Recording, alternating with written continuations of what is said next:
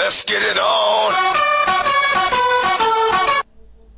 Hey guys, this is Rashid আর আমি আজকে আপনাদেরকে ক্যামটাসিয়ার 4 নম্বর টিউটোরিয়ালে দেখাবো যে কিভাবে একটি ভিডিও টিউটোরিয়ালের আনওয়ান্টেড ভয়েস রিমুভ করা যায়। আসলে আমরা দেখতে পারি যে অনেক সময় টিউটোরিয়াল তৈরি করতে গিয়ে কিছু আনওয়ান্টেড ভয়েস অথবা যেরকম শো শো শব্দ আমাদের কথার সাথে সাথে ভয়েস রেকর্ডিংয়ে অ্যাড হয়ে যায়। সেক্ষেত্রে আমরা কিভাবে সেটা রিমুভ করব আমি আজকে আপনাদের সেটাই দেখাবো।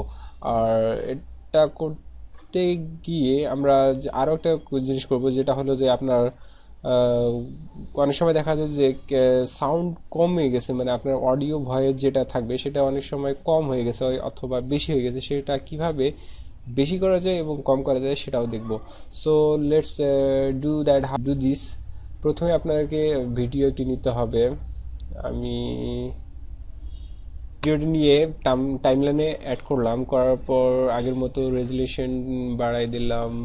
আপনি আর আগে পূর্বের ভিডিও টিউটোরিয়াল আমরা দেখছি, এভাবে বাড়াই দেওয়ার পর আমরা যেটা করব জাস্ট অডিওতে ক্লিক করব।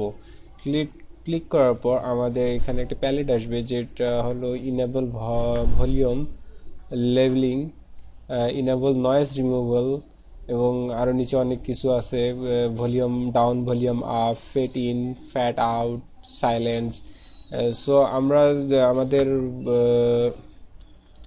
ভয়েস থেকে আনওয়ান্টেড শব্দগুলো রিলিজ করব। সেটার ক্ষেত্রে আমরা এইভাবে ভিডিও টিউটোরিয়ালটি টাইমলাইনে অ্যাড করার পর এডিটিংয়ের সময় জাস্ট এখানে ক্লিক চিহ্ন দিয়ে দেব এবং এটা অলরেডি চলে গেছে। এখন আমরা জাস্ট প্লে দিয়ে শুনতে পাবো যে আমাদের সেই আনওয়ান্টেড ভয়েসগুলো যেগুলো অনেক ইফেক্ট করে শোনার ক্ষেত্রে, সেগুলো রিমুভ হয়ে গেছে। এবং এটা করতে গিয়ে আপনার অনেক সময় দেখা যায় যে সাউন্ড লো হয়ে গেছে।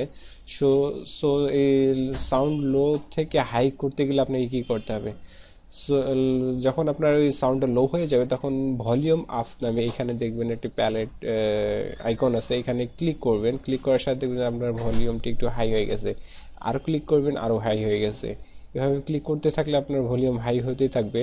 এবং কি অনেক সময় দেখা যায় যে আপনার ভলিউম হাই হয়ে গেছে বা তখন আপনি কী করবেন, তখন আপনাকে ভলিউম ডাউন করতে হবে এবং অ্যাডজাস্ট করে নিতে হবে আপনার কতটুকু ভলিউম লাগবে এবং লাগবে না।